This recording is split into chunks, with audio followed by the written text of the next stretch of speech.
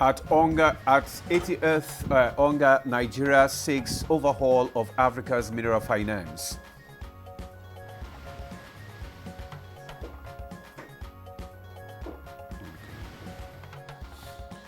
National Revenue Service optimistic current reforms and fiscal health and revenue growth.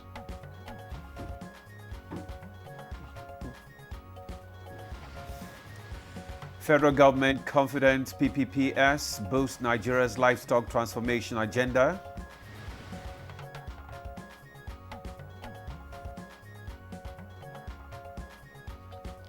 On Good Morning Nigeria today, we shall discuss latest CBN monetary policy resolutions.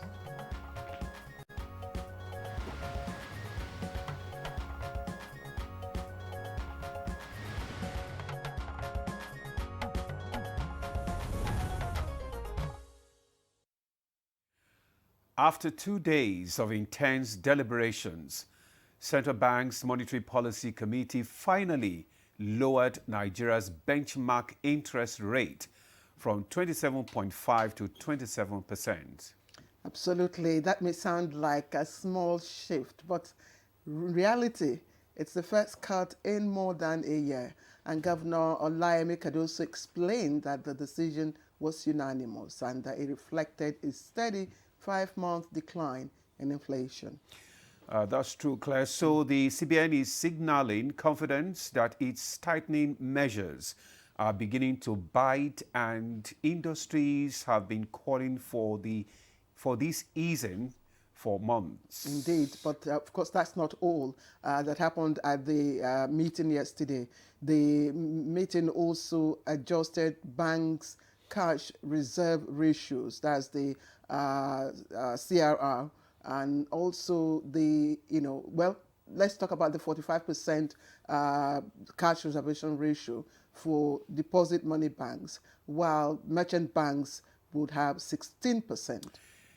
And also, in a bold move, he introduced a hefty 75% cash reserve requirement on non-TSA public sector deposits to rein in idle government funds. Absolutely, and that's a big one, and of course it has quite a number of implications. But the committee also left the liquidity ratio untouched at 30%. Now, trying to balance credit flow with financial stability, just like loosening, the reins slightly, of course, while still holding on to the bridle.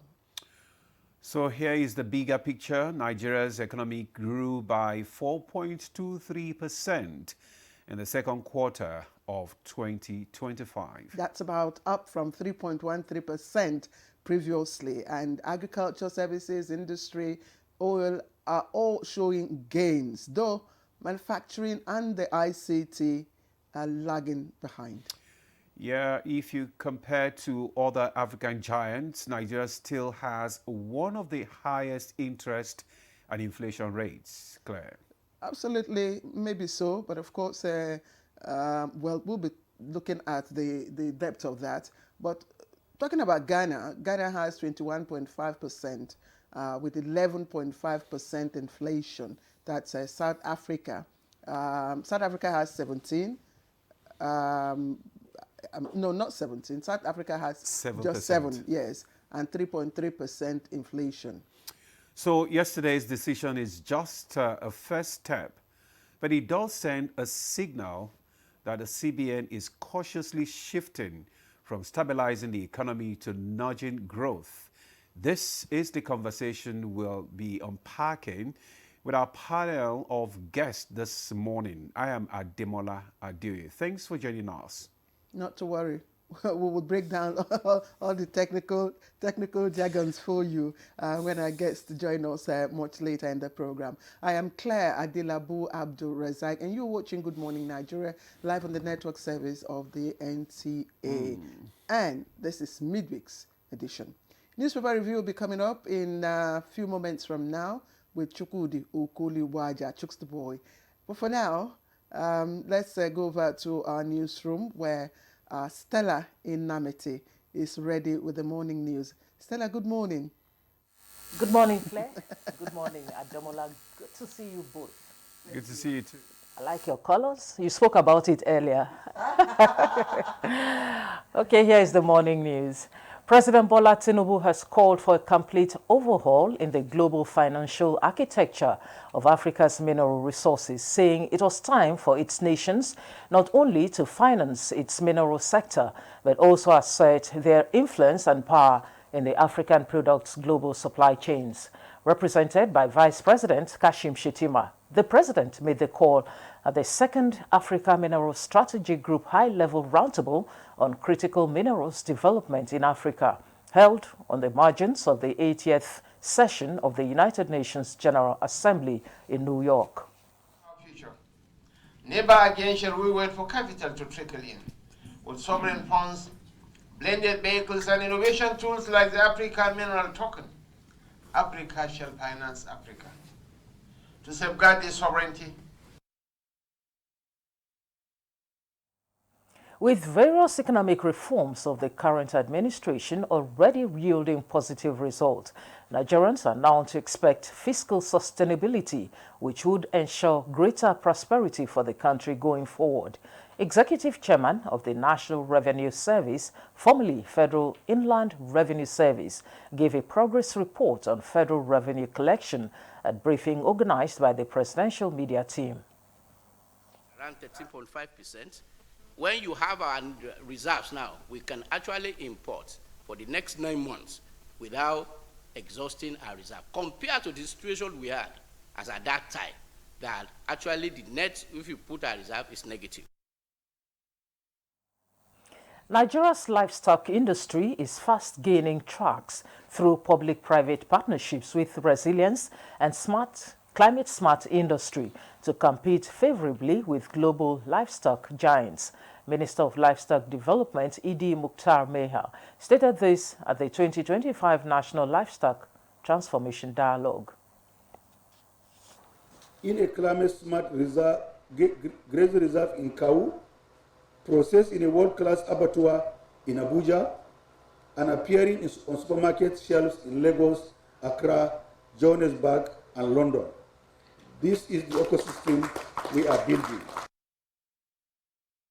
The federal government is reiterating support to the creative media skills sector in Nigeria to harness its potential and develop it as a global standard human capital training hub.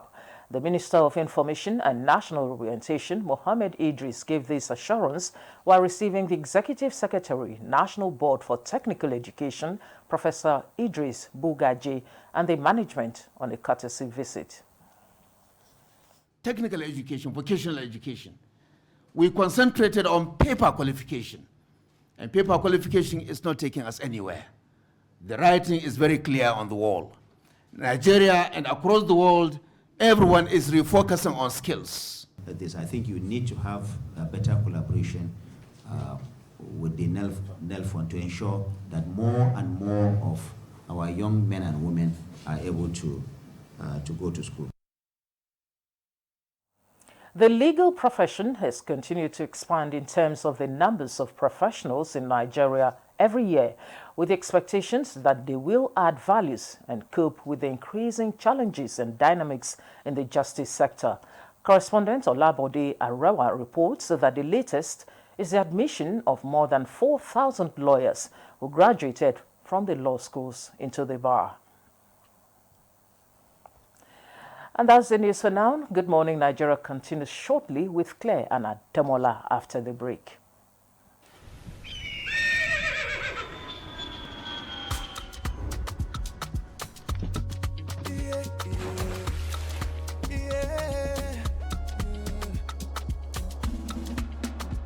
From the Atlantic across the savannah to the Sahara, we rise, the land of the free, we know they tire.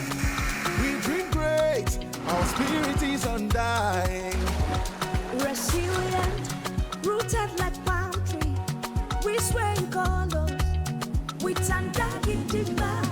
We bet solutions, we ignite passion, yeah. Ethnicity is unique, we have more than destination. We are Nigeria, strengthening unity. We know they carry life.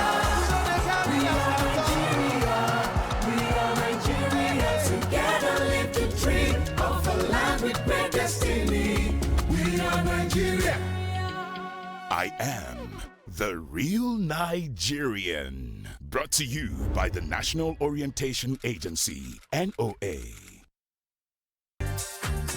Nivea Black and White Deodorant, now with 72-hour protection. But what does that mean?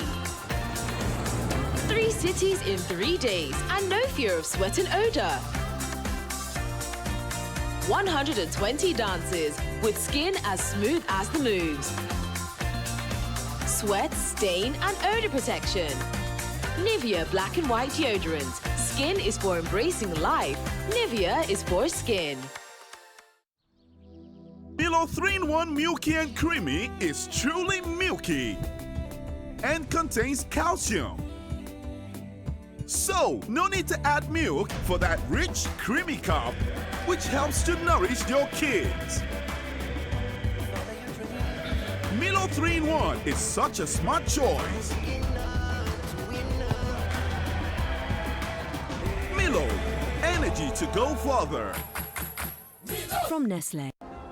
Progress no dey happen just like that. It dey come from support when you need am. Mommy, I got the school fees. You too much.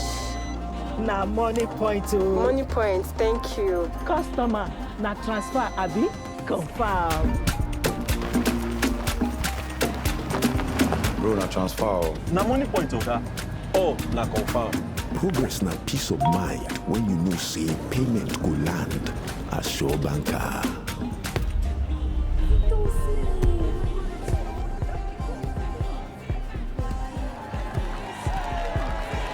Progress na small wind where dey carry person go far.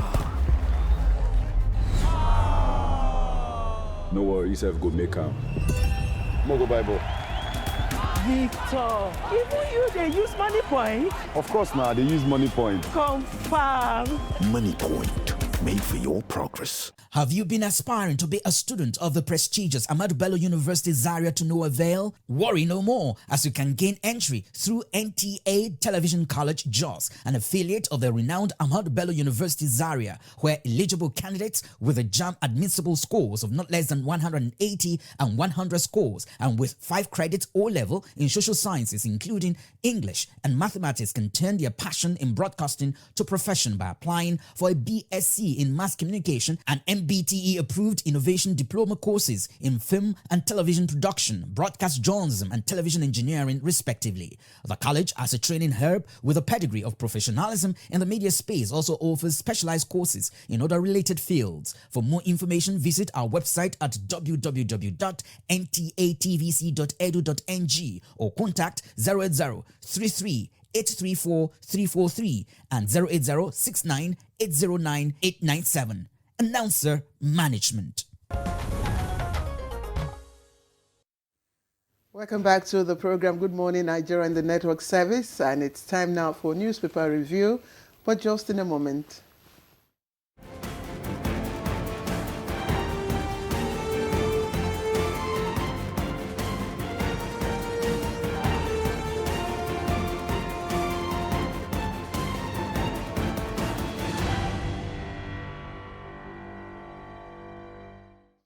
Thanks for staying with us. We have our newspaper reviewer here, Chukudi Okoli Ubaja. Chooks, it's good to see you again. Thank you so much, Demola.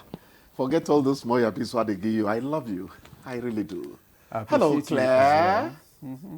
Well, since you love Demola, I don't know what else you But I said everything is clear about Claire. That does not amount to that. It's not the same thing as loving Demola. That's what they go. And I hope you know what. I hope you better qualify it.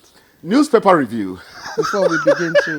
Anyway, let's start with the Daily Times. Women. And the Daily. What have we done? You said you're men. We men. Federal government revokes more than 1,000 mineral licenses for defaulting annual fees. That's on the front page of the Daily Times. And then, of course, other stories there. NIMET predicts 3-day rain, thunderstorm in Adamawa, Kaduna, Bauchi, and other states. And Abbas seeks medical trade partnerships as Cuba strengthens ties with Nigeria. and failed transactions. Banks customers decried delay, tedious process of money reversal. That's on page 11. And other stories there. Okay, we've said this. Demola. Okay, I have the Business NG here. Let me just start with Business NG. iPod warns Tinubu, DSS over Kanu's health. Then we have Remi Tinubu raises 20 billion naira for National Library. Details of that story can be found on page 11. And just below that nameplate, we have post 14 banks scale CBN capital test. Nigeria's GDP grows by 4.23% on oil rebound. Natasha returns to Senate, says no apology. Parents cry out as private schools hike fees nationwide. Then from that one, we move on to the Blueprint newspaper. Just below that nameplate, Idris hails MBTE for creative media skills development. CDS hails Nigeria-US military health collaboration. Foreign reserves hit $43.05 billion. CBN cut interest rates to 27%. Remi Tinubu raises 20.4 billion naira for National Library. Chooks, it's over Yes. to you. Foreign reserves hitting 43 point, what? $43.05 billion. I think it's beginning to get in the region of what we had under Obasanjo. Yes. And that's a great leap. It is a great leap. Somebody called me yesterday and said, I don't miss newspaper review. I like the way you do it. But yesterday, you became a Tinubu apologist. You know, I said, hey, Sonny, you're free to say what you say. Privately, I said I'm a fan of his. But my journalism would always analyze what Tinubu is doing for us, doing to Nigerians, because he's our president, we voted him in there, and he must be accountable to us. You separate the journalism from the emotional person. That's how I explained it to him. But I also said that there are practical things to the things I say. It's not just that food prices crashed. It is that in the past 4 months, the foreign exchange seems to have stabilized a bit. 5 months. So when people bring emotions into things, I plead with my fellow journalists in the newsroom. Hold politicians accountable. They must be accountable to the people. And we are the people who beam the torchlight on them. Okay, let's... But also, when things begin to show signs of, be a journalist, because it's about factuality, fairness, accuracy, objectivity, and balance. Okay, Chukwudi, let's, yes, my dear. Let's quickly, there are quite a number of other stories. 3 soldiers bagged life imprisonment. 1 gets 15 years. And the reason for this is why I'm actually raising it for you to Please speak go ahead. onto. For aiding terrorists. Yes, terrorists. And I think this paper puts it in a way, yes, that for selling arms, the Blueprint puts it, they say, for selling arms to enemy. Hooray! The National Security Advisor poured curses, malediction on people who were giving government arms to people to terrorize our country. That's about 5 or 6 months ago. Zulum told us, look, there are blacklegs in the army who are aiding these people. So that is not the new information. The new information is we are bringing them to comeuppance. That is deserved punishment. And that takes us a step further. I respect men in uniform. My brother was a captain in the army before he died in Operation Zaki. You know? So I respect them beyond defining being a soldier in those days. But we must also make soldiers know that you are in such an honorable position on behalf of the country that you cannot afford to do anything that lets us down, because that uniform is sacred. It's sacred. I've always said I had very, very, very, very high respect for the green Yes, you know, I saw your uniform. report. You showed it. Yes, for the green uniform. Yes. Not just because I attended, you know, a military school, you know, primary school, but also because Is that why you're a militant? Because I was part, you know, and parcel. I inherited the discipline, and there is You grew up in Dodon Barracks. Yes, I know the story. you understand, and that's the discipline in the military, especially Nigerian army. Yes. You can't. I mean, you can't fault. And the courage. And we stopped the wars in courage. Sierra Leone and Yes, Liberia. yes. You could make it a Comog. Absolutely. But we were the pathfinders. Yes, you could find some bad elements, and that's why Nigerians say, when you discover them, please do the right thing. And that's why they're fishing them out right now. Fish them out. Not just this Nigerian army, the police as well. Exactly. Other services. Yes. You know, do these things, and then you continue to build more and more confidence in the Nigerian public. And then you will earn their support. You will earn their loyalty. I'm jealous. She's become the newspaper reviewer.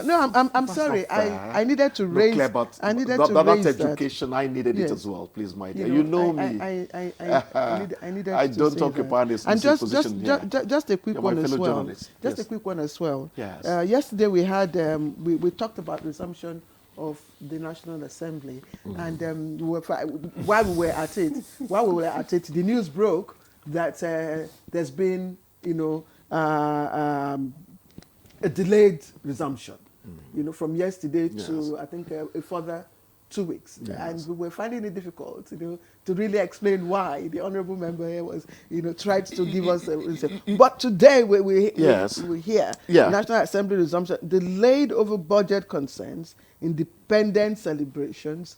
Well, this is what this paper is reporting. Yes. The Natasha issue, if you watch me on Facebook, I tell them I will never descend to the level of discussing, maybe I did this to be privately, maybe it says he did. You don't do that at that level. You know, if they have private problems, let them go solve it privately. Mine was, I kept saying, 6 months suspension. What will happen to representation for his constituents? And remember, the judge that handled that case also talked about what my layman's mind went to initially. Let us not bring back old animosities. Now she's back. Can some emotional intelligence, which is part of our curriculum, whatever we train, come into the relationship between every member of the Senate? Because they are in a very exalted position that cannot be trifled with. You know, may God help them find their feet again like you said, Chukwudi, like you said, without going into the details. Yes. But what I admire in Natasha is her perseverance. Oh yeah, yeah. You know, I try not to go to my view, but since you mention it, she is a courageous person. I've not said she's right. Neither have I said she was wrong. No. You know, but she is a courageous person.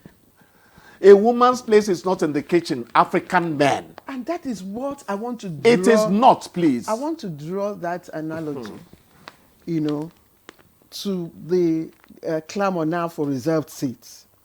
Nigerian women need to push further and push harder if they want to see that bill, you know, scale through. So it's not just staging peace work or carrying banner. No, you must demonstrate. She demonstrated, you know, her resolve, her courage. I like that. Yes. So I think it is time. Make it elite, not just keep to the word. Was it Beijing action? What was that? 35%, Yes. whatever. Yes. Did we implement it, Claire? No. Lip service. Well, we some extent we didn't get to 35%. We didn't. We didn't get to 35%. But there was an improvement. Yes, there was an attempt. Yes. There were attempts. There were attempts. You know, today you get maybe 1 or 2 women in the National Assembly. The next system will come, maybe one to drop to one. So it's just here and there. You know, but this is something I keep on blaming journalists for. From the Obasanjo time to the Jonathan time, we saw an improvement and all that. We have this problem of not trailing the news. We break the news and run to another story. We should have been watching from Obasanjo, Jonathan, Tinubu, Buhari, Tinubu, whether there has been a progressive, a trajectory to keep on giving women these privileges we think they should have. And I'm that is happy, journalism. And I'm happy, and I know that the First Lady, women, have the First Lady support. Because you've come again. Yes, I Stella, know. The First Lady of Nigeria. No, Remi Tinubu, Victoria Gowon. Because she has Miriam Babangida, they are my stars. She has shown such empathy for women and children issues. Home training. Yes, and look at the fund she raised. During that's her for birthday. the national she said for the National Library. It's for training and of she children. said, it's for education of children. Actually, I wrote something yesterday. I commended her effort and said, but First Lady, if you asked me before you did this, I would have asked you to channel it to our health institutions. They are virtually dead. But then she must have a reason for choosing the National Library. You see, if you say the health institutions are virtually dead, the health managers will ask you to be specific. Yeah. To be specific. Yes. Because that's a sweeping statement you just made. Because I know, we did. Claire, it's not everything you say. Yeah. My wife has dementia. She had a fall yesterday, and I have to rush her to hospital. Yes, I know what I saw. No, but that's your I know what I saw. That's your individual and the doctor experience. was telling me, look, these things, they should be here. But can you please go and get us Jake and all that? I know what I'm talking about. No, and I've been with Jamilu at National Hospital for the past 2 years. Which hospital is this? Because the Minister of Health... I know what I'm talking about. Sorry, Chukwudi, let's escalate it. Because the Minister of Health is watching. He came here. They are watching. Which hospital is this? Where this facility is? No. You don't embarrass people to that. No, you don't do that, please. You don't. You don't go into You don't do that. No. You don't do that. But I have been to many health institutions, and I know we need. But remember that our minister party came here and was talking about ways now to fund health. So they are aware of the gap. There is a gap. There was an incident that happened with a patient. Yeah, that went viral, right? That went viral. Okay. It went viral. Yes. And the issue is, when you encounter such situations, please don't keep it to yourself. Let the health authority. Demola, you were here. We had a conversation on the subsidy. On the dialysis subsidy. Yes. And a patient had to call and said, look, I went to one of the teaching hospitals in Ibadan. Yes. And they said, yes, they're implementing the subsidy. Yes. But it is not for you, patient. It is for us to pay our debts. On Good Morning Nigeria was escalated. And okay, Claire, thank you. The right thing was done. Thank you. We have to draw the curtain. Let's do the right thing. Well, if you see something, say something. Yeah, that's what he's doing. Exactly. That's what he's doing. If you see something, let's be open about our dear country. Yes. We all know that. The health sector is grossly underfunded. Exactly. There is need for more funds. It's almost a situation of duress. So we can't argue that. Anyway, we just have to, draw the curtain here. It's good to see you again. Same here. So look forward to seeing you again tomorrow. Bless you. Thank you. All right, we'll take a break now. When we return, the conversation will kickstart. Stay with us. Progress no dey happen just like that. It dey come from support when you need am. Mommy, I got the school fees. You too much. Na money point o. Money point, thank you. Customer, na transfer abi? Confirm. Bro, na transfer. Na money point, Oga. Oh, na confirm. Progress na peace of mind when you know say payment go land as sure banker.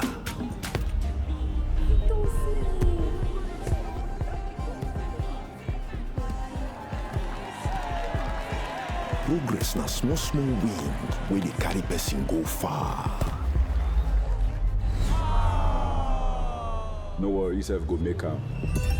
Mo go Bible. Victor, even you dey use money point? Of course now, they use money point. Confirm. Money point, made for your progress. Sharp wits, fierce competition, and answers that will shock. Sweet baby goes, sweet baby goes. We know they pick up. Because like those three brothers were fake. Name something that can be solved. People see how we press the buzzer. Oh, Lenny Boboy. Quiet tea. Adeoluwa, name something that can be solved. Botox. Name something that can be solved. That's it.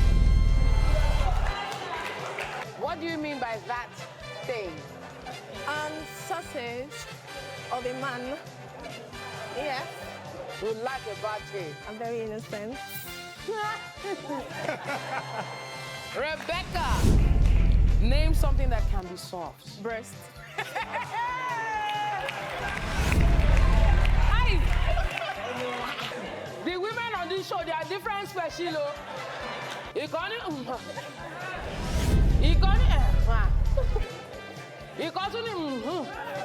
Survey says.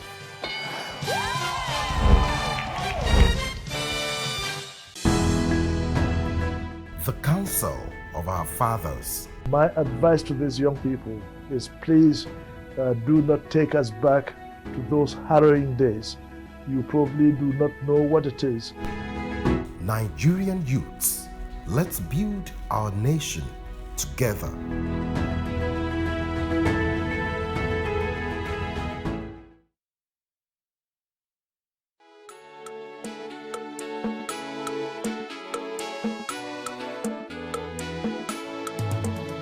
Nigeria at 65, a continental giant takes another step forward, navigating the contradiction fueled by a colorful and resourcefully diverse populace, yet questions linger on the destination of state, propelled by the vagaries of nationhood. What is your contribution to this journey? Join the NTA, an eclectic mix of everything Nigerian, from the academic deans to the street kings, who will lend their voices on the platform that has always been a part of the journey. The NTA on October 1st, 2025.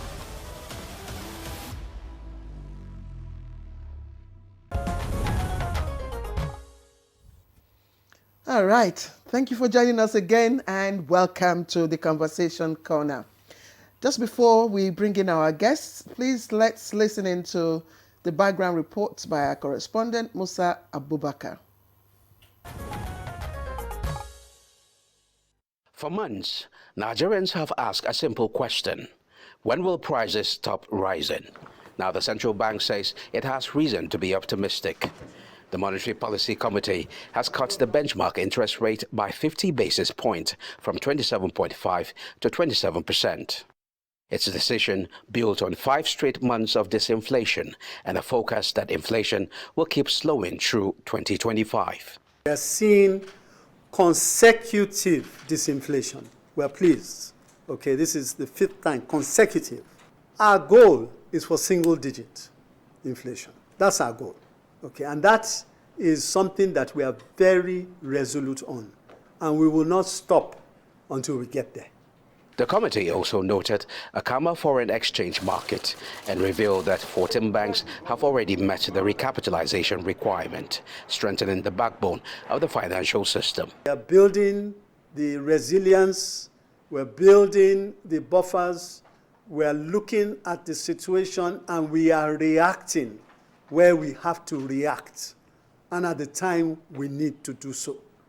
For the bank, these are technical moves, but for ordinary Nigerians, the impact is deeply personal. Cheaper credit for entrepreneurs, calmer exchange rates for importers, and in time, affordable food prices in the markets. The central bank insists its vision is bold, data-driven, people-centered, and future-focused. For millions of Nigerians, the hope is that today's numbers will become tomorrow's reality. Thank you very much, Musa, for that. Today's numbers should become tomorrow's reality. That's why we have our guest here to break down all these technicalities so that Nigerians can understand where we are going. There's so much optimism in the air. But let's just welcome our guest. First, Dr. Victor Obo. He's the Director of Monetary Policy Department, Central Bank of Nigeria, CBN. Dr. Obo, it's good to have you again on Good Morning Nigeria. Good morning, Nigerian. I'm happy to be here. All right. We are happy to have you too. Also joining us, as usual, Professor Uche Uwaleke is the President Association of Capital Market Academics. Prof, good to see you again. Thank you very much, Damola. Good morning, Nigeria. I'm very pleased to be here. All right. Claire. Yes, all right. We also have Dr. Leo Elias, an economist. He's right here with us in our studio. Dr. Elias, thank you very much for joining us. Good morning. Thank you for having me. Good morning. All right. Okay, fine. So let's, Dr. Albo, let's start with Dr. Albo so that, Okay. I mean, there's so much optimism in the air now. For the past 5 months, there have been consistent de-inflation, and people are looking for the reality, just like that the background report says. So tell us what informed, the CBN's decision to reduce the MPR by 50 basis points this time. And you think this step is in the right direction? Thank you very much, and good morning, Nigerians. It's been a long journey, and at least we are not totally out of the wood, but definitely Nigerians will agree with me that we are not where we started from. There have been some significant improvements, stability in the macroeconomic environment. First and foremost, the Monetary Policy Committee met in the last 2 days to deliberate and take decision on interest rates, as usual. But this particular meeting came after recording 5 consecutive, decline in headline inflation. Of significant interest are the numbers that was released in the month of August. For the month of August, we had straight decline across all the measures of inflation. And that is quite heartwarming.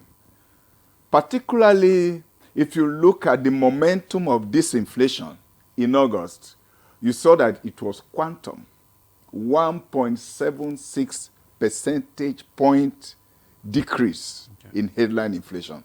If you compare that to the previous month of July, it was just 0.34. So that gave us a lot of impetus. So you can see that the Monetary Policy Committee has been watching the pace of decline. People were asking after the month of July why, we wouldn't have to cut rate.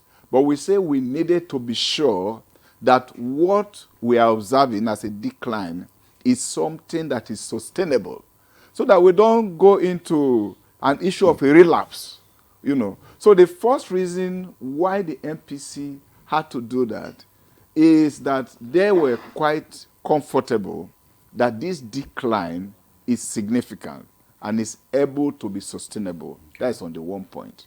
The other major reason is also the fact that the projections, the forecast for inflation for the rest of the year has also shown that this trend of disinflation will continue, particularly with the onset of the harvest season. So this gives us another comfort. Okay. The last point, and very important also, is the fact that the Monetary Policy Committee need to support economic recovery. So anytime there is a little headroom to be able to provide that support to economic recovery, we do that. Because after all, what is the essence of monetary policy formulation and implementation? Is to provide a conducive environment to achieve sustainable growth. Maybe I'll stop here at this point. All right, Doctor, thank you. But just before I bring in, Professor Uwaleke. Yes, Professor Uwaleke and Dr. Elias, I'm just wondering, because when you give us this, your outcomes of your meeting, you tell us that this is a unanimous, agreement. I'm just wondering what's the composition of this committee, and that came out with this unanimous decision. Did they have a choice? Yes. Thank you very much. You get to know from the CBN Act of 2007, which specifies the composition of MPC members. they are appointed by Mr. President, and they are independent-minded. You get the point. But they do rigorous work. First and foremost, there's need for Nigerians to commend the members of the Mpc. Almost all through their meetings, all the 12 members are always in attendance. Some of these members live outside the shores of Nigeria, working elsewhere. So there is independence among them. What it indicates is that they undergo rigorous, reporting, screening of the of data, of reports, prepare a lot of reports. So that provide them, and by the time they go for that meeting, there is a lot of reports that they read, brainstorming. So the whole of the first day of the Mpc is about brainstorming. What happens when you don't have a unanimous agreement? The majority carries the vote. Okay. In a situation where there's no unity, everybody is free to be independent. And let me remind you, even after this meeting, you're going to see what we call their personal statements. And it's published on the website of the Central Bank of Nigeria. Okay, they have personal statements, which they submit. If you go to the Central Bank of Nigeria website, and, you will see each of them with their personal statements. All right. What they think about the decisions. Thank you for the clarification. Thank you. Professor Uche, I'm just wondering, if you look at the interest rates, it's just 50 basis points. Yes. I mean, we hear of these points and all that. Yes. Last time it was moved from 27 to 0.50%. Yes. Now the 50 basis points have been taken off, and Yes. Nigerians will say, this is just like when you have a bowl of rice. Yeah. You just remove 1 grain of rice out of the plate. Yes. And you are saying you have Absolutely. Yes. Please, Yes. can you explain that Yes, to us? absolutely. It's actually very small. Permit me to come from the classroom now for the benefit of your viewers who don't have financial background. When we say 50 basis points, we mean 0.5%. Okay? 1% is equivalent to 100 basis points. So when you reduce by 50%, by 50 basis points, it means 0.5%. Okay, so the reduction from 27.5 to 27 is 0.5%, which is 50 basis points. Again, why the concern around that rate? That rate is called monetary policy rate. What is monetary policy rate? It is simply the rate at which the central bank lends money to other banks, in the central bank's capacity as lender of last resort. So when the central bank lends money to a bank, for example, okay, at a rate, for the bank to on-lend to their customers, of course, they will have to add to it. So they higher that rate, they higher the cost of credit. So what happens is that the central bank not only specifies that middle rate, 27%, they also come up with what is called an asymmetric corridor, or a corridor. Yes, a corridor around, it doesn't have to be asymmetry now, around the monetary policy rate. It's also important I explain that. Now, before yesterday, what we had was a symmetric corridor of plus 500 minus 100. So when you say... Can you break that? Yes, I'm trying to explain it. Okay. Yes. Okay. So when you say plus 500, so when the central banks, said in July that monetary policy rates was going to be 27.5% plus an asymmetric corridor of 500, okay, minus 100, it means that when the central bank is doing that lending, it is going to add 5% on top of the 27.5%. So it's actually lending to banks at 32.5%. Okay, so that is called the standing lending window. So when banks come to borrow from the central bank will add that 5%. So the minus, the upper band of the plus 5.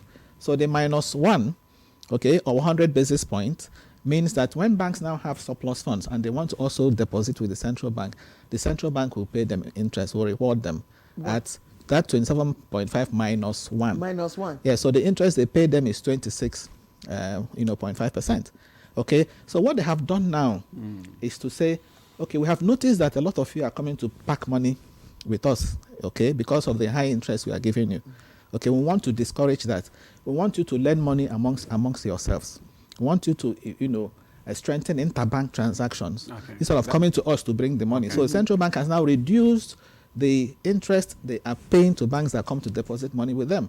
So if you notice, the corridor now is now symmetric. It's plus 250 minus 250. So what it means is that if banks come to pack money with the central bank will now pay that interest at 27 minus 2.5, which is 24.5, lower than the 26.5 they were doing before. Okay, so again, the central bank has reduced. Yes, I'm trying to. Yes.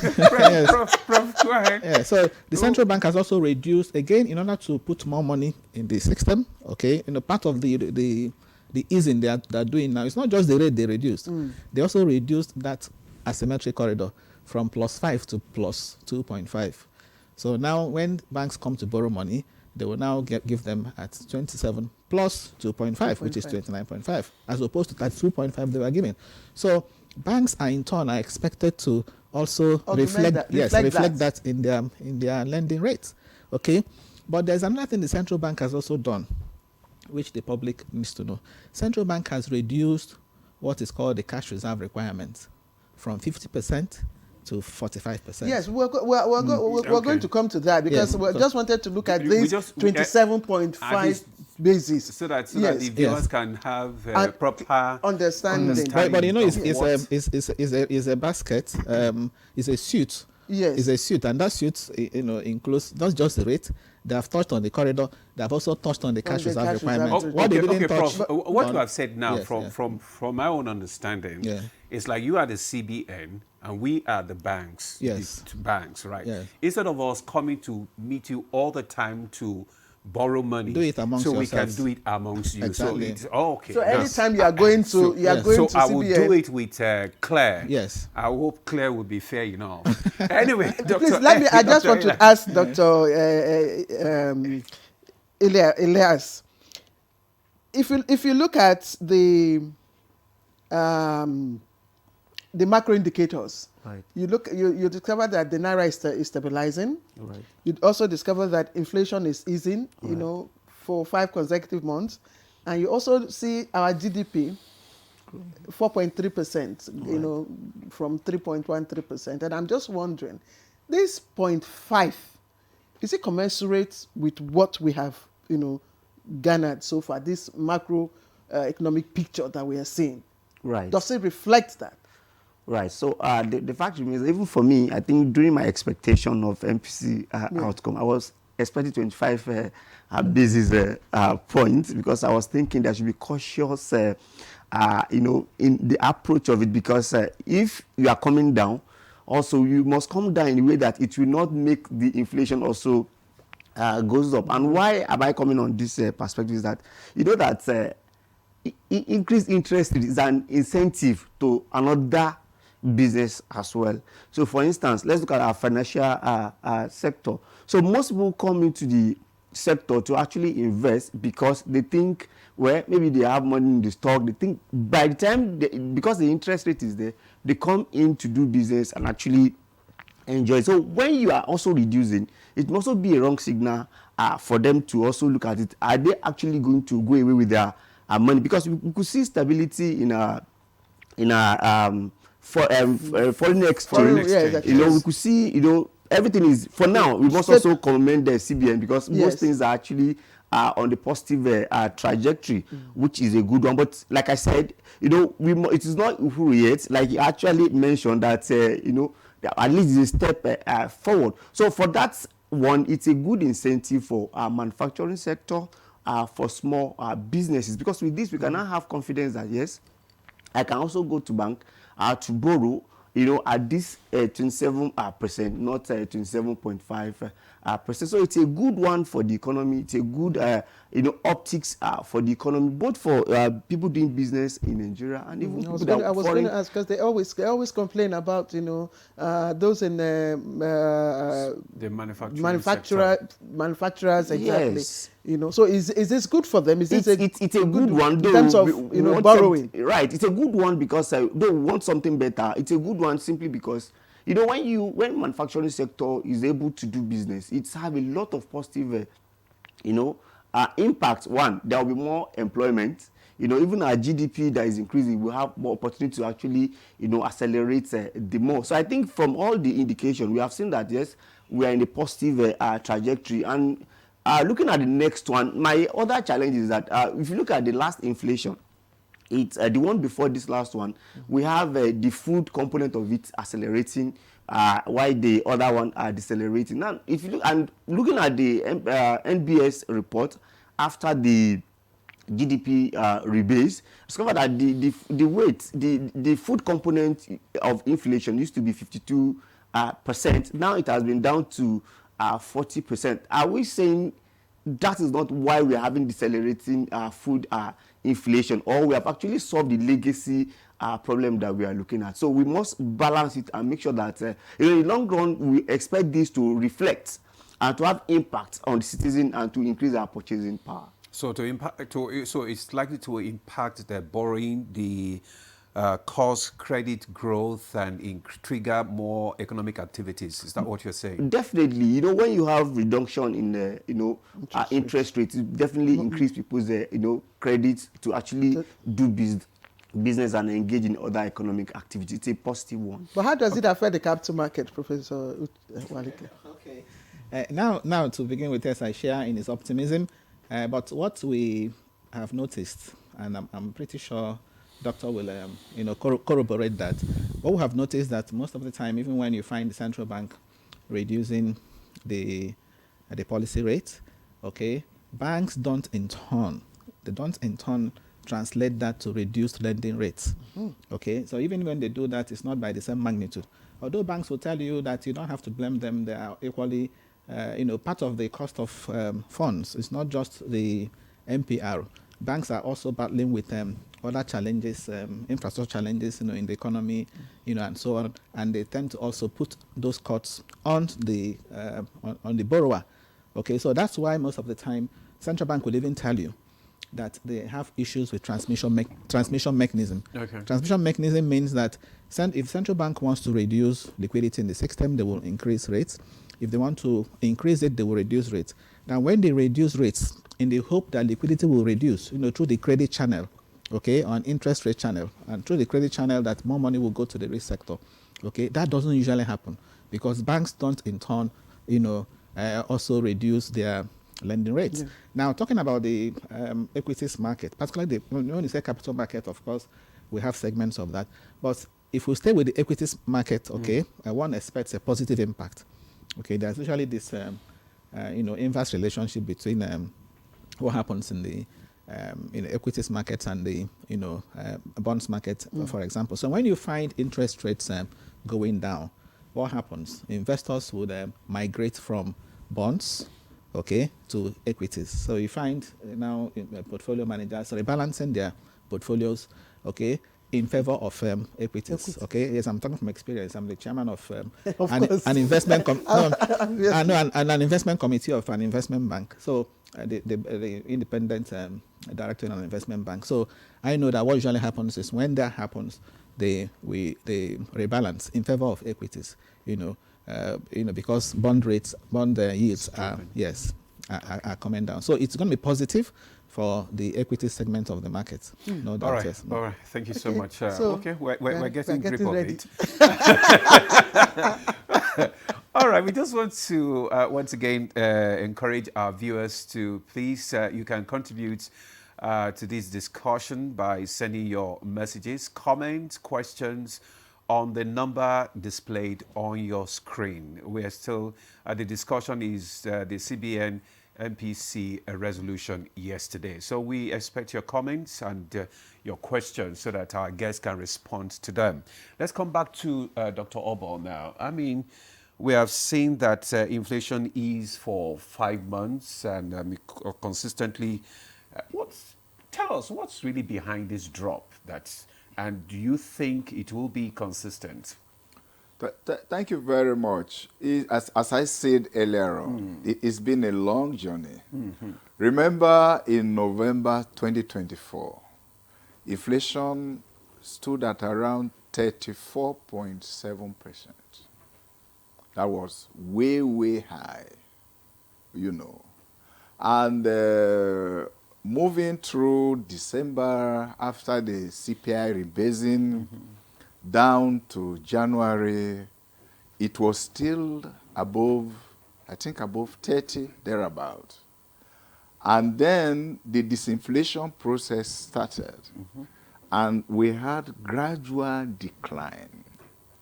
And then in March, it spiked up. It spiked up. And in April, we had a little relief. It came down to around 23.7%. And May, it dropped a little. June, it dropped a little. And there was a call for a rate cut, you know.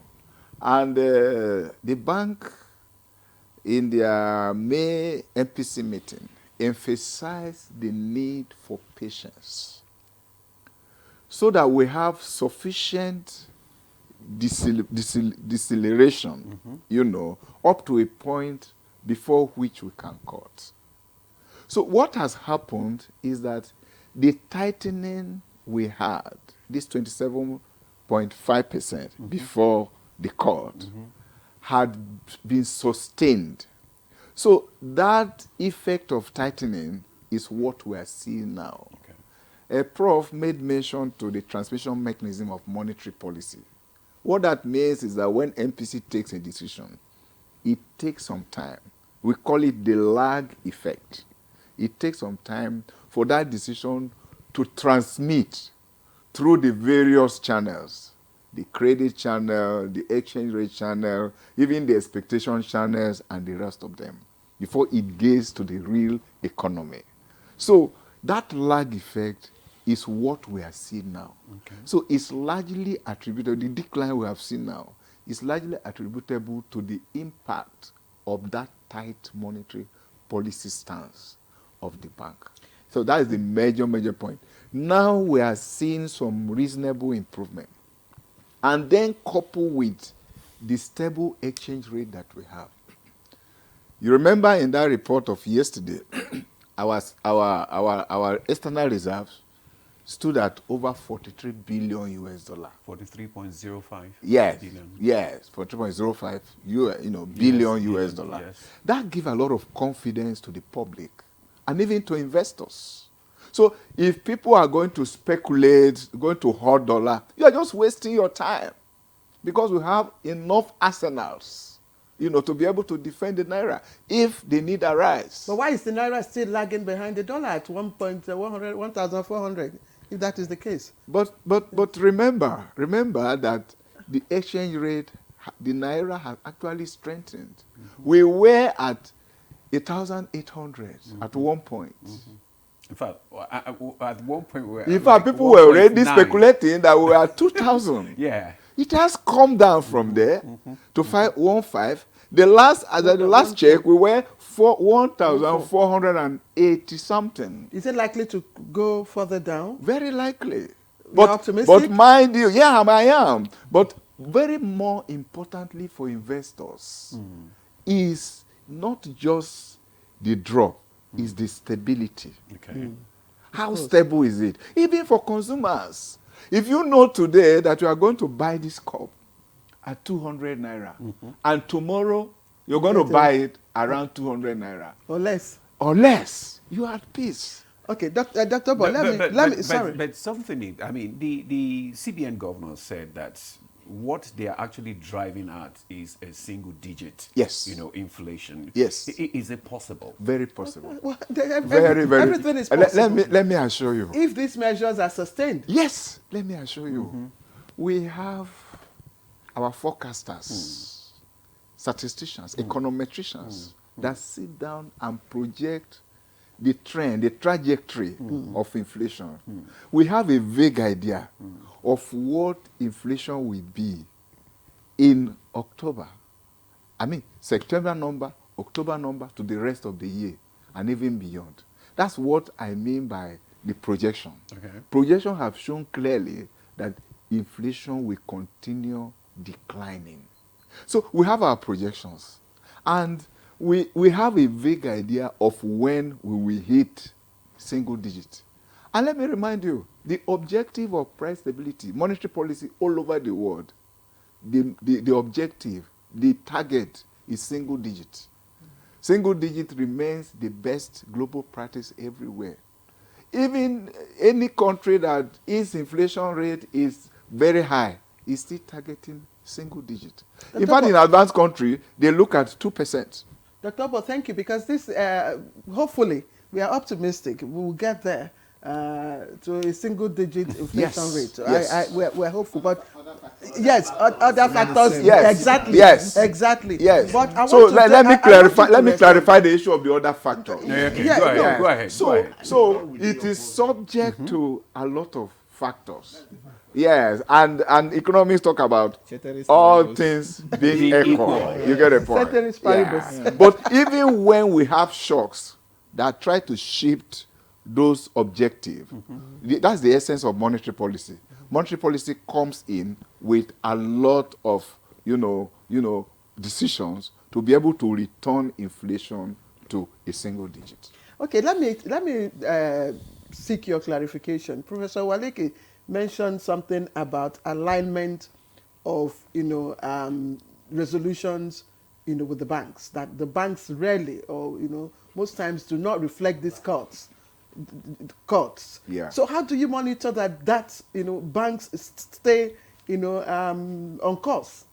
Yeah. So what happened is that it's not only in Nigeria. Now, what happened to inflation as a whole, or interest rate as a whole, is that it is downward sticky. You will agree with me that anytime there's a raise in monetary policy rate, there's a raise, there's an increase. When we raise interest rate, banks quickly respond to it. You get the point? When you engage the banks, they now come up with a lot of excuses, structural issues, cost of operations, infrastructure challenges, and the rest of them. But with what government is doing in addressing all those other factors, our expectation is that banks should be able to reflect the cut, in the retail end of the market. When I talk about the retail, I'm talking about the lending rates now. So we are expecting the banks to respond to that. I want us to look at the alignment, Professor Waleke, of the Fiscal Sustainability Act and then the midterm strategy that the CBN governor talked about. I mean, how do they align? How do they cooperate? Okay, yes, you have raised a very important issue. When Doctor talked about the desire of the central bank to attain single digits, I quickly added ceteris paribus, other factors remaining the same. Now, part of those other factors also includes what happens, by the fiscal. Okay, that's the fiscal authority, because central bank.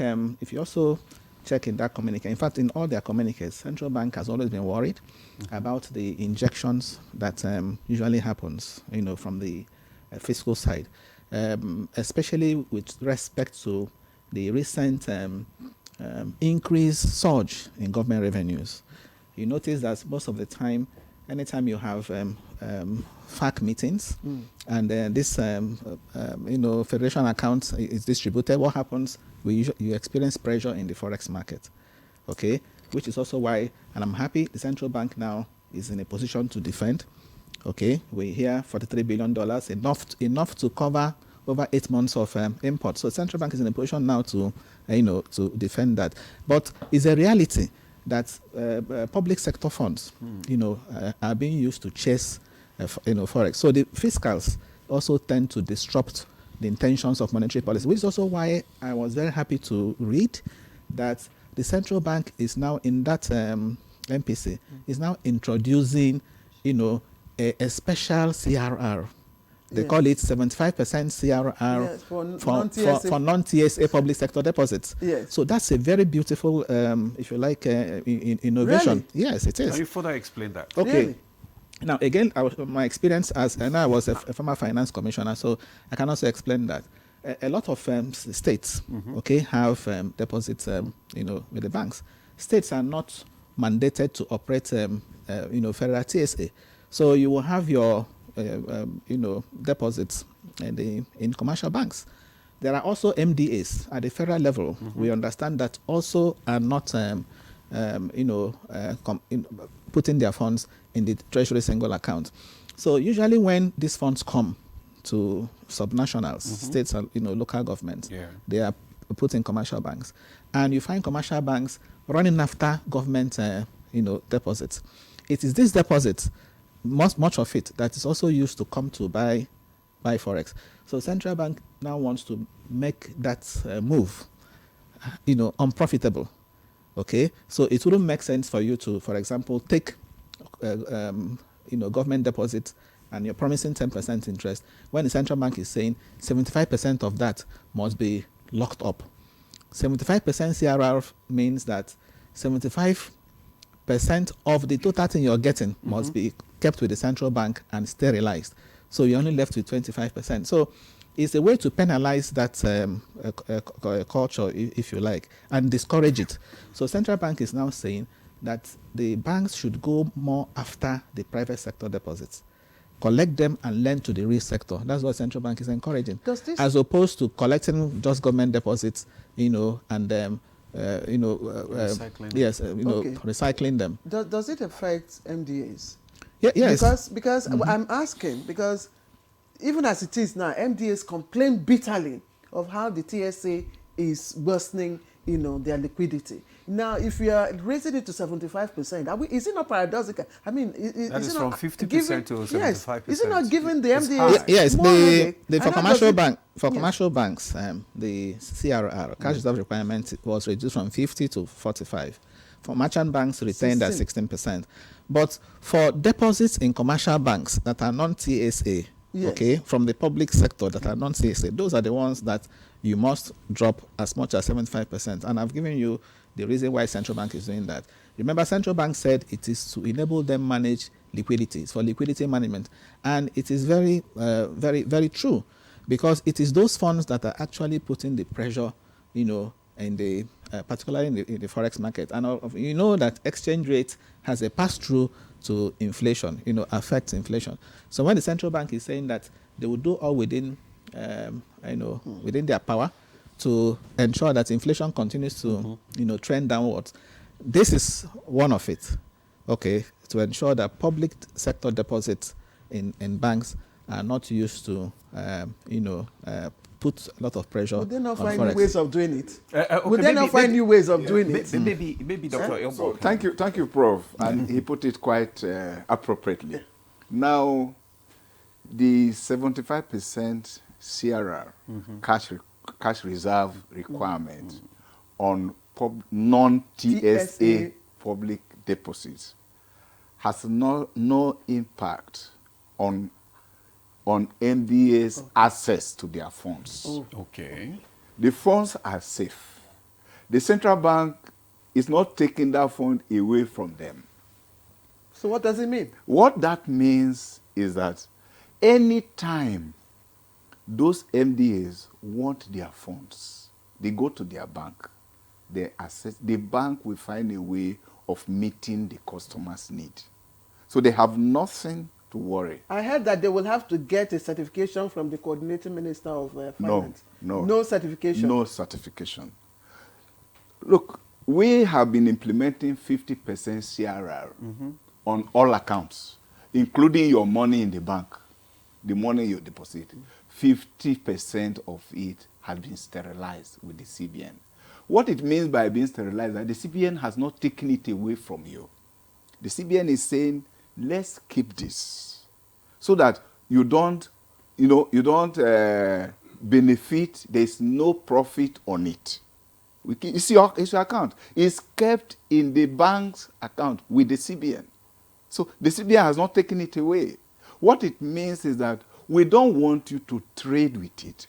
Because if you trade with it, it's going to increase the volume of liquidity and then increase inflation. Okay. Do you get the point? Okay. So anytime you go to the bank, even with the 50% CRR, no bank can deny you of access to your funds.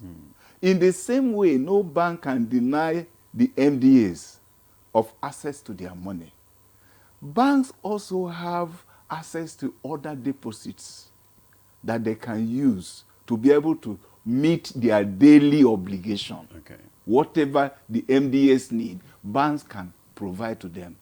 In a situation where banks cannot provide for them, the central bank make provision for commercial banks to borrow from the central bank. That is what he referred to as standing lending facility window, which we have now reduced, you know, to now. The banks. How easy will it be when those MDAs want to make use of their money? Is it any time the MDA, assuming for instance, the NTA, for instance, I mean, we have needs of cameras, we have needs of things that we... Go to your bank, you get your money. Simple. There's no, just as simple as that. There's no hindrance. The same way you go and access your account. Yes. Yes. So there's nothing to worry. Dr. Elias, okay, let's bring you back into the discussion now. I mean, a lot of discussion on this deflation and stability in the foreign market and all that. But how clear and effective is this CBN's communication of these changes in the market? How clear is it to the public? You are an economist. Right. So basically, it may not be clear to the general public, but like you rightly said, this will translate to what will happen day to day, and that's what the general public is expecting. The general public is looking at, if I go to market and I want to purchase, how easy, how has the price actually reduced? And that was what he was talking about, the lag. That the period at which you start seeing those things happening before it translates down is the challenge. So for me, I think we must also have this reduction, perhaps maybe sustainably, maybe 3 times before we can now say yes. Public can now actually see it directly. But on a general note, we could see that things are actually coming down in terms of price of foods. But the challenge now is not the price of food. It's not the price of food coming down, but it's the purchasing power of Nigerians. Yes. You could have food at maybe 1,000 naira, but you cannot the affordability. And that's why Prof rightly told the doctor that, ceteris paribus, all things being equal. For instance, we are looking at things coming down. You agree with me that most Nigerians now, our challenge is that most of our income are expended on food, right? And transportation. So if this can have a reduction, that's when Nigeria will now say, yes, I'm now getting better because of the things coming down. So we must now look at other variables. Now we must look at cost of transportation, cost of food, the supply chain problem, which perhaps may not be under the purview of the CBN directly. And these are the factors that will help the inflation to actually continue to go down. So we must work on that and see that all other things work in tandem with the forecast, like he's rightly said, that will work. And that also has to do with fiscal policy, direction. It's very, very important. I still want to go back to the 75%, cash requirement for non-TSA funds. And I like the way you explain, things, and I want you to, candidly look at it. It's like you are saying to us, to your children, if you hide this money somewhere and I see it, I will hold it and lock it for you. Now, is it really physical discipline, or are you just worsening the case so that they will find another way of doing it? Yeah, I like the analogy, but I don't think you're worsening the case. It's a fiscal discipline. Sometimes when you try to achieve something through moral suasion and it's not working, okay, you try to now put in place measures that will compel the entity you're regulating, to comply. So I think that is what the central bank, has done. I just mentioned it, while I was talking earlier. If you read central bank monetary policy communiques, okay, over time, before this one. You will also find central bank worried about the fact that what we can call a fiscal surprise, injections coming from the fiscal side are also disrupting, monetary policy plans. So I think this is a novel way to address that, to say, because the pressure, we've noticed that the pressure is coming from public sector deposits. Okay, let's sterilize some of these funds. And just as the director mentioned, it's not as if you can't access your funds. Your funds are still, are still there. It's just that the central bank is saying they don't want that to contribute to the liquidity in the system. Okay, if you also read the communique, this one they released, you would find there too that central bank is saying that part of why they did not apply a deep cut, okay, just 0.5%, which we have said, for me, I described it as a slap on the wrist. It's very, very, very small. For me, it's simply central bank is sending a signal, that they're ready now to change their policy stance. So the markets are now saying, okay, the future part of interest rates will be downward. So it's just a signal. It's very tiny. So the central bank is saying part of why they didn't really do a deep cut. It's also because that they noticed that the banking sector is still awash with liquidity. It's there in the communique. It's still awash with liquidity. And the central bank says that there is that liquidity too that is fueling, demand pull inflation. In Ghana, recently, the Bank of Ghana, okay, implemented a 300 basis points, cut in their own policy rate. That's like 3%. Yes, 3%. Yes, that's correct, 3%. So the Bank of Ghana was able to do that because of course, the conditions, okay, quite different from what we have in Nigeria. The Central Bank of Nigeria is saying there's still liquidity in the system. And the in Ghana today, inflation rate is as low as 11%. Okay, in Ghana, the inflation band the Bank of Ghana has is between 8 to 10. In Nigeria, it's 6 to 9%. So our own central bank is working towards 9%. So to answer your question pointedly, I think the central bank, took the right step, by introducing this, special CRR requirement. I also want to recommend to the central bank that they should also find a way of incentivizing banks to now lend to the real sector. Okay, I did some analysis of some of these banks that have released their half-year results. Okay, and I realized that what you find there is, for most of them, their loan-to-deposit ratio has dropped below 50%. So the thing is dropping, and if you further do analysis, you see that lending to the real sector is reducing. So central bank can actually incentivize that. The last time I came on your program, I talked about sectoral allocation. Okay, they can use sectoral allocation, and they can also say, those of you that are lending to the real sector, we want to encourage you to do that. Okay. And they'll put incentives. Part of that incentives can be through a lower cash reserve requirement. That if you lend to the real sector, and we have evidence that you're doing that, instead of applying 45% CRR, okay, for those banks, we apply 40% or 35%. So it's an incentive to encourage banks to lend more to the real sector. Another thing the central bank can do, again, to celebrate banks that are lending to the real sector, okay, is to institute an annual award. Annual award for banks. Every year, the central bank, to be a big occasion, central bank will, give certificates or handshake, whatever, to banks that are doing that. It's a way to encourage them. So I think the central bank should be concerned now that they are saying they want to, support growth. By the way, this latest GDP report, agri sector grew by just 2.8%. GDP is growing 4.23%, yes. But if you disaggregate the growth, the quality of growth, okay, the agri sector is still, lagging. The industry sector, yes, grew. But again, part of the industry sector is manufacturing. Manufacturing is still struggling. So the growth is still being powered by the services sector.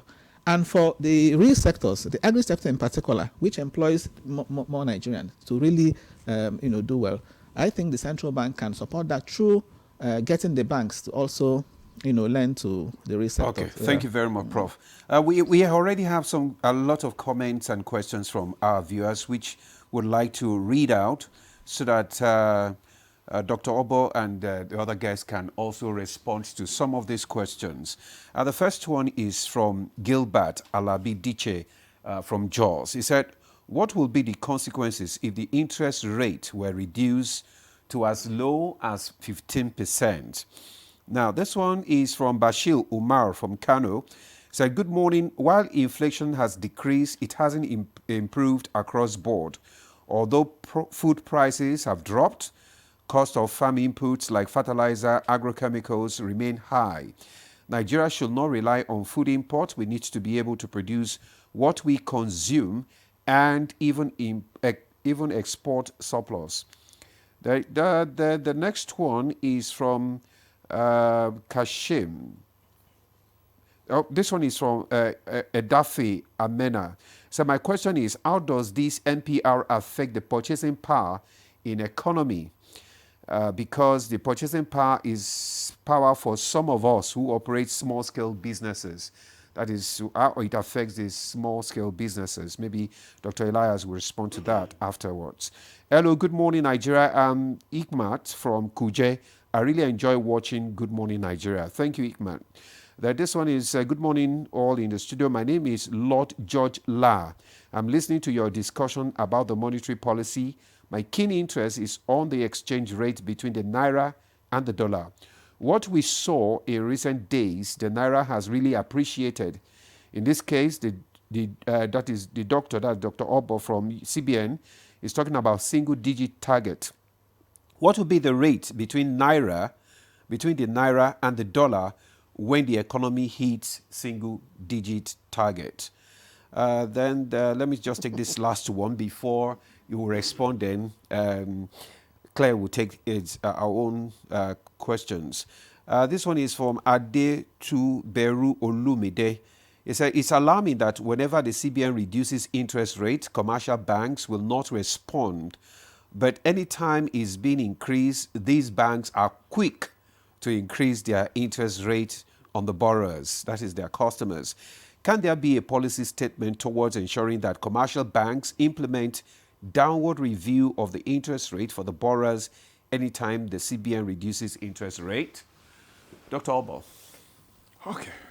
Thank you very much. And the participation of the public is very important. And I must commend NTA for this platform. Yeah, it's quite because there are feedbacks that helps us to go and have another look at our policies. So somebody asked about the consequence of a reduction in the interest rate up to 15% and what that has on the purchasing power.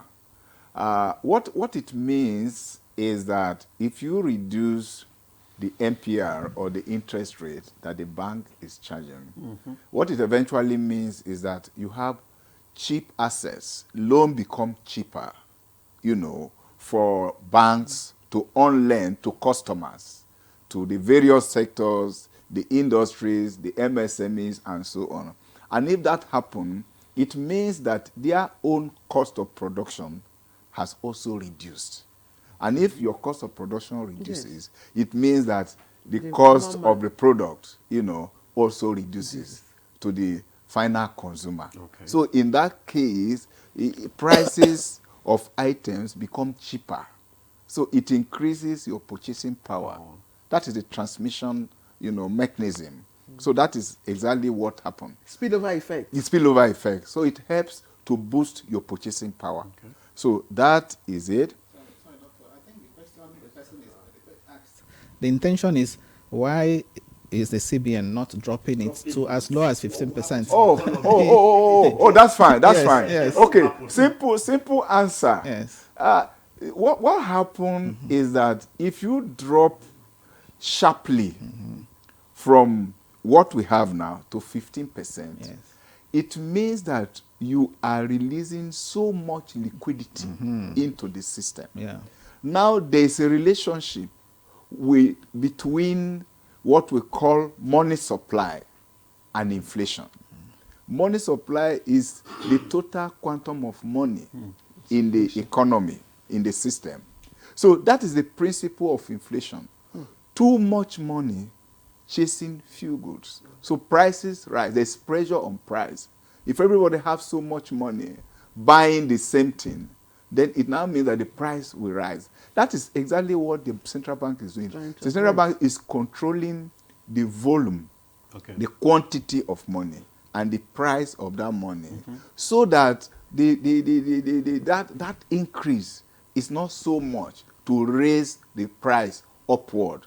So what it means is that having raised the interest rate up to that 27%, it tightens the volume of liquidity, the volume of money that is available to the public. Yeah. So you have to regulate that. You know, if you bring it down so much, then there's so much access to money in the system. And what it will trigger prices. Price yes. increase. Yes. So I think that's very simple. Yes, very simple. The response you earlier gave to was a response to one of the questions. Okay, you wanted good. to know how what you have done affects the pocket of the common man. Beautiful. And that is what you have done. Okay. Okay. What about the issue of the bank not implementing? Okay. So what happened is that we also need to know. Prof mentioned the issue of rewarding banks, and then incentives and the rest of them. So what happened is that we need to understand the trajectory and the history of where we are coming from. Once upon a time, there was a regime where central bank had to do credit allocation. Banks are instructed and directed to allocate credit to preferred sectors. In some cases, there were laws and policies, to say, look, banks must allocate 50% of their credit to the agri sector and the rest of them. Now we have moved from that regime to a market-driven regime where banks, decide where they need to lend to. You get the point? So you don't force bank. I agree on the principle of incentives and moral suasion. But in a market-driven regime, you allow market agents and entities to actually decide on where to lend to. So that is important. But that does not rule out the possibility of incentives and moral suasion. But what then will be the essence of all this? It doesn't make sense. No, I'm coming. This is where it makes sense. Because this is where it makes sense. This is where it makes sense. Now, the role of the fiscal authority is very prominent, and they are doing it. You have seen development institutions, development banks, like banks of industry, Bank of Agriculture, and the rest of them, even Development Bank of Nigeria. What they are doing is to de-risk some of these sectors. Because the question is, why is it that commercial banks are not lending to some of these critical sectors? So you now talk about the risk that is inherent in some of those sectors. So what is important is to ensure that the risk in them are minimized, to be able to encourage commercial banks, because commercial banks, remember, are in business. They are in business. They have to lend to sectors that they are sure they'll be able to pay back. You get the point? So the main issue is about de-risking.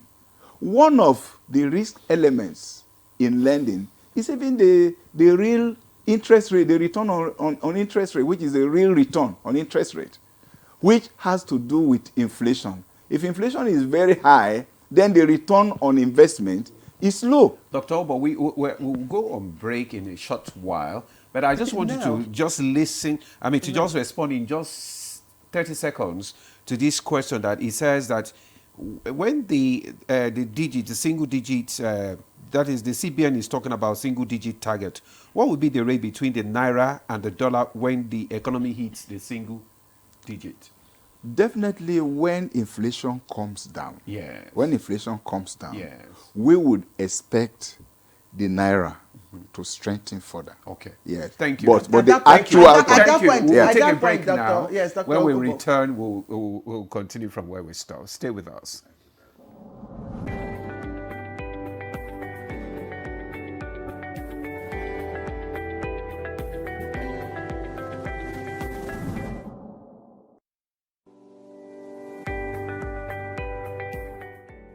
food security is national security. And where there is hunger, then the insecurity in that particular country will continue to remain. And so it is in everybody's interest, not just the government interest, but the private sector as well, to ensure that we have a very good agricultural policy that drives sustainable growth and then progress, of course, in its implementation. One of the things that we were doing and we stopped doing as a country is the operations of the storage facilities, the storage infrastructure, all the way to logistics, talking about farm mechanization, the vehicles that we need. The feeder routes, the construction of the feeder routes. The feeder routes are so called because they are not A-trunk roads. They are farmstead roads. I believe that if a considerable investment can go into the construction of feeder roads, then our machines, our transportation equipment would be a lot more efficient. There will be a lot of uptime, less downtime, and we will be able to, on good time, transport our produce from farm gate to either factory gate or market gate. Let us look at how we can make a dual use of our farm mechanization equipment so that when a tractor in the planting season takes a plow, a harrow, and it's able to prepare land, during the harvest and post-harvest season, you should be able to attach a bucket to that tractor to be able to take it to the nearest center where it can then be taken on. These are short and medium-term measures that we can take to boost productivity. We need to ensure that agriculture is practiced in the most acceptable and modern way possible. We need to make sure that the science of agriculture is indeed science. In other words, we are able to apply methods, we are able to apply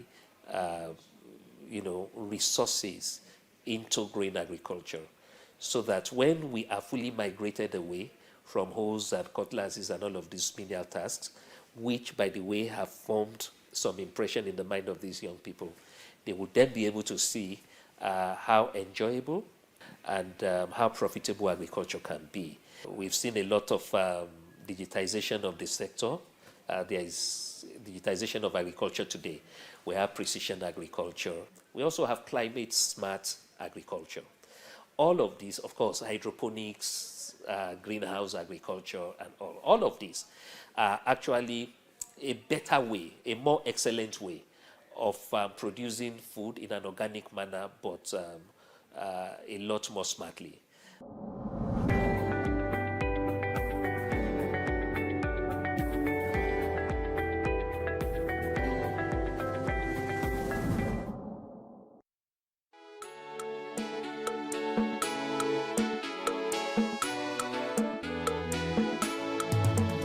Nigeria at 65, a continental giant takes another step forward, navigating the contradiction fueled by a colorful and resourcefully diverse populace. Yet questions linger on the destination of state, propelled by the vagaries of nationhood. What is your contribution to this journey? Join the NTA and an eclectic mix of everything Nigerian, from the academic deans to the street kings, who will lend their voices on the platform that has always been a part of the journey. The NTA on October 1st, 2025.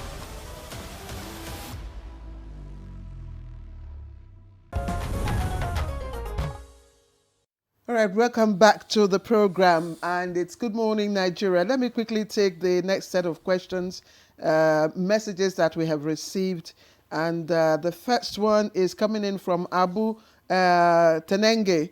Abu Tenenge says the truth is that banks are not currently reducing interest rates on their lending. How is the CBN monitoring to ensure banks reduce the rates, and when CBN is reducing? I think Dr. Obo had answered this one. This is coming from, I'd like to get this name, no name here. Okay, he said, I think the central bank should look more into stabilizing the naira, at least $1 to the naira, going for 1,000 naira or or 1,200 naira at most will go a long way and make things more easier for Nigerians, and also make foreign exchange available in commercial for people to easily access, because scarcity of USD makes it go up when one wants to purchase from BDC operators. Good morning, panel of discussants. Please, to what extent will this 25% interest rate affect lending rate to small business customers at commercial banks? This is from Pastor Charles from Port Harcourt. Again, Dr. Boy, you want me to take that question? You got it? Yeah, I do. Okay. Yeah. Good morning, discussant. I'm Haj Hudu Uswe from Kaduna. I'm of the opinion that the current decrease in inflation is due to the harvest season for the food crops. It is normal trend, annual trend. I will advise the CBN to also put policies to reduce the bank lending and savings to single-digit rates to stimulate economic development. I remember in the past when savings was 6% and lending rate was 9%. This is from Yusuf Sharif from Maiduguri. Kudos to CBN. Inflation is really coming down. This is beyond classroom analysis. In the past, a bag of beans came as low as 40K, maize 30K for 50 kg in the month of August. We pray it will be sustained when harvest months set in. Madam, grateful, inform the Director of Central Bank Monitoring Policy to direct the commercial banks to equally domesticate the lending rate reduction to customers as done by the central bank. Good morning, Nigeria. Please let this reflect on hospital bills, government schools. Anyway, maybe you should just allow maybe... No, the questions are for Dr. They're for the central bank. Thank you very much. And let me thank Yusuf for appreciating what the central bank is doing, and all of you too. A lot of questions revolve around the retail lending rate by the banks. We would expect banks to begin to reflect the reduction in the monetary policy rate. We should expect that. And it's an appeal that since the rate at which they're going to borrow from the central bank has reduced, they should also transmit that decrease to the consumers at the retail end of the market. We will do that. And I will assure you that central banks have a platform where they interact with commercial banks. We have the bankers committee and the rest of that. So those issues are discussed around there.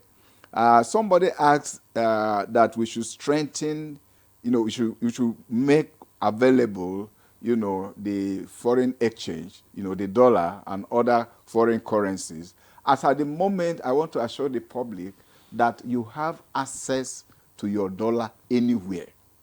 In fact, you can now use, not just in Nigeria, you can use your Naira card offshore to access any foreign currency that you have. You have your Naira account, you can do that. If you go to your bank and you want to travel and you provide evidence of where you are going, you have access. The appetite for arbitrage. Dr. Obo, it's not as easy as you're saying it. No, but if you document, if you have your documentation. With all the documentations, and they still tell you that they don't have enough. Well, that will be strange. But let us know also that the bank have channels where the central bank has channels where if you face such difficulties, you can reach out. Okay. Yes, you can reach out. All right. Yes. So the arbitrage between BDC and the official exchange rate has been abolished. So the rate you get at the BDC is almost the same rate you are getting in the bank. And where there are difficulties, please let the central bank know, and we will follow. Tell us the channel. So the channel, if you go to our website, there are a lot of channels on consumer protection. That's the department. And you can in fact write directly to the Director of Consumer Protection, Central Bank of Nigeria. Okay. Yes. There are phone numbers on all our, platforms, social media platforms, where you can reach the central bank. Yeah.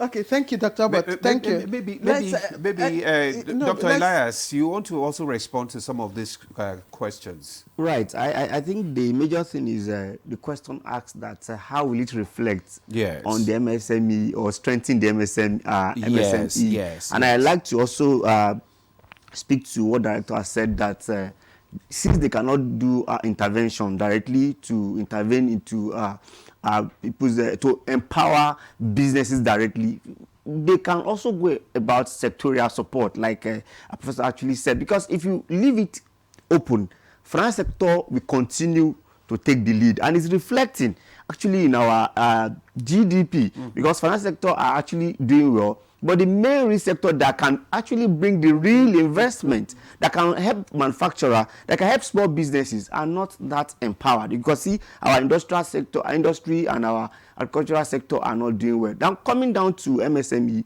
now, the fact is that MSME employ more, over 50% in Nigeria. So to reflect what CBN is saying or what the economy is saying, it should be traced down the long run to these small businesses.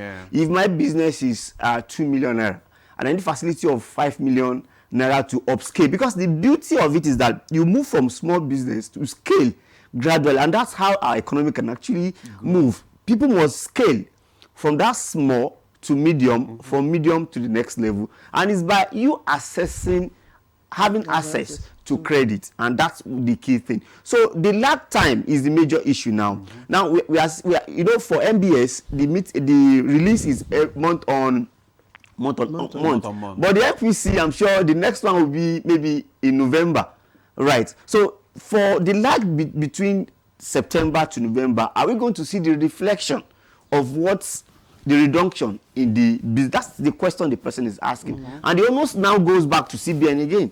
In as much as they have the power, also monitor them to be sure that they actually implement this, so that small business can actually have access, because it will trickle down, and you know, it will be better for Nigeria economy. I like that. Let me just respond. Yes, just right. Okay. So the decision about NPR, right? The impact is instant. Yes, it is instant. Right. So the NPR, having been announced, is already implemented. Right. So there's no lag time with respect to that. Right from today, if banks are borrowing from the central bank, they are borrowing at the new rate. So there's no reason why that has to take time. The trickling. Yes. The trickling, no, the trickling in the deposit banks, go? Right. The commercial banks. So the small scale. We should expect commercial banks to reflect the change by your monitoring. That's how. Yes. So we don't wait until November to do the monitoring, because central bank continues with its work. It's just like fuel, It's just like fuel price. What I'm actually saying is that it's not like MDS that will expect it. So this one should trickle down immediately, so that it will have effect on the other. Okay, gentlemen. Professor Waleke, I was just saying, okay, look, our destination in terms of growth is between 8 and 10%, isn't it? Am I correct? I mean, in terms of GDP growth? No. I think 4.5%. No. I mean our destination, expected destination for GDP growth rates. Yes. No. Okay. Well, we have a $1 trillion economy we are targeting by 2030, and for us to achieve that, we need very strong GDP growth rates. Of what? Yes. At least more than maybe about 10%. Yes. That's what I said. Our destination. Yes. Right now, we are 4.3 from 3.13. It shows we are making progress. We're moving on. And my question is, how did we arrive at this? Do we now have a convergence of fiscal and monetary policy coming together to shake hands? Yes. I think in recent times they are really talking to each other, and we're also seeing the results. You know, macroeconomic stability, whether in terms of GDP growth and then in terms of exchange rate stability. You know, the disinflation we are witnessing. So I think all those are products of you know, monetary fiscal policy, you know, alignment. But I think going forward, particularly now that the government is saying the 2025 capital, you know, budget component will kick in, you know, from September 2025, it's important that the fiscal authority, you know, gets this discussion with the monetary authority on the regularity of the releases, okay, to also manage the injections. That's one. Number two, the issue of borrowing, because the more government borrows, okay, that also has, that can also fuel inflation, particularly if the loans are not channeled to, productive uses. So on the fiscal side, when you say government borrowing, how do you mean? Yeah, government has been issuing bonds now. Borrowing, particularly from the bank, from the CBN. No, from the capital market, for example, from the domestic market. Government bonds are issued in the capital market. Government has been borrowing. When government borrows, okay, that's for long term. Of course, government also does short-term borrowing, through treasury bills. So all of that. Okay, particularly the capital components. When you issue bonds, we expect that the money should be applied to capital projects. If you borrow and you use that for consumption, that will again fuel inflation. So that is, these are issues, around which the monetary and fiscal policies, should be, talking to each other. Now, I have this advice for the, central bank, based on what we also hear, the public say, and I'm happy the Director of Monetary Policy, is also here. The last time I came here, again, we were discussing this. The complaint was around, bank charges. So I'm happy to note that even the CBN governor acknowledged in that communique that 14 banks have now complied with the recapitalization, requirement. So I expect that part of what the central bank should be addressing now should also be the concerns of members of the public. Each time you go out and the issue is you're talking to a bank customer, the person is complaining about bank charges. So now that we have witnessed consecutive... Thank you for bringing that up. Yes. Dr. Disinflation for a number of months. Yes. Okay, now that we're having exchange rate stability, okay, now that things are beginning to stabilize, I think it is time for the central bank to revise their list of approved charges, downwards. Okay, revise that and then make it public. Embark on massive sensitization. Let the public know this list of approved charges and what they need to do whenever they feel they are, shortchanged. I think the central bank, even the telecoms. Yes. Even the telecoms. Even the telecos that you have to. Yes. And they have seen the method of even withdrawing the money directly from your... Dr. Obo, you want to respond to that? Yes. Very, very, very important. And thank you, Prof, for flagging that. I think from time to time, the central bank have been revising bank charges, particularly to reflect the prevailing rates. And I think it's important to take a look at that again. I agree. We've been doing a lot of sensitization, but there's much more to be done. Absolutely. So that is taken. That's well taken. Yeah. Okay, as we begin to wind up this conversation, we just want to find out what factors is likely to influence the CBN's monetary policy decisions, probably in the next, coming months, and how might it impact the economy? Are we still going to see these kind of cautious stance? Thank you. As the governor continued to explain, the decisions of the MPC are strictly driven by data. So what we have done now is to watch the impact of those decisions on the economy. And then beginning from today, there's a continuous process of monitoring the data, reactions, understanding how those decisions have trickled down. We expect, all things being equal, that inflation will trend downward going forward. We will monitor the volume of liquidity in the system and the risk to inflation to ensure that we don't reverse the gains of disinflation that we have achieved. Okay. So that we trend downward going forward to be able to get to a level that the economy will continue to stabilize.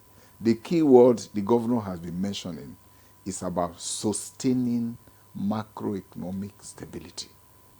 This level of stability we have attained in exchange rates, in inflation, even in growth, we don't want to lose the momentum. So those data around those variables will determine the next line of action. All right, let's quickly take 60 seconds. Okay. Party shots from... Yes, Professor Uwaleke. Yes. I just want you to quickly speak on the currency denomination of our reserves and what that means, quickly for the investing foreign investment. Okay, of course, if you're talking about the composition of the forex reserves, the dollar still has the bulk of it. Yes, I'm aware that central bank recently renewed the currency swap arrangements with China. We have some yuan there now, but I will also want a situation where the yuan component is is further increased, so that we depend less less on the dollar. But it's cheering to know that external reserves now is in excess of $43 billion, enough to finance over 8 months of imports. Overall, I want to commend the central bank, for what they have done, and the MPC members too for, being stage first. And I was happy to note again that central bank governor says going forward, whatever that they are going to be doing will be, data driven. So what that means is that I expect that by the time they meet in November, there's likely to be a further cut, in the MPI. Okay, Dr. Elias, finally, I mean, beyond this monetary policy, what structural reforms would make future rate cuts truly impactful on the real economy? Right. So I would like to go to trade policy. So because monetary policy, fiscal policy, trade policy is very, very key. Because with trade policy we can export better, and with the data we have now in terms of the economy, we must do more exportation so that we can actually get much more income, and Nigeria will be better. So I think we must look at trade policy because it affects virtually all things that we do. It will also bring balance of payments, balance of trade. So we must look at trade policy very well. That's right. Let's look at trade policy very well. Okay, Claire. Yes. You have something to say? No, I'm done. I'm done. Okay, all right. So yes. Let's just start thanking our guest for today. First, let me just say thank you so much to Dr. Victor Obo, Director of Monetary Policy, Department, Central Bank of Nigeria. Thank you. It's my pleasure. Thank you very much. To shed more light on the Mpc resolution. Thank you so much. Also, I want to thank Professor Uche Uwaleke, President, Association of Capital Market Academics. Prof, as usual, thank you so much. Demola, thank you so much. Looking forward to see you again. Thank you. I also want to thank Dr. Aliyu Elias, an economist. Thank you so much for your contribution on today's discussion. Thank you for having me. All right. Well, that's Good Morning Nigeria. We thank you very much for staying with us. I am Ademola Adeoye. And I'm Claire Adelabu Abdulrazak. We'll see you next week. Bye-bye.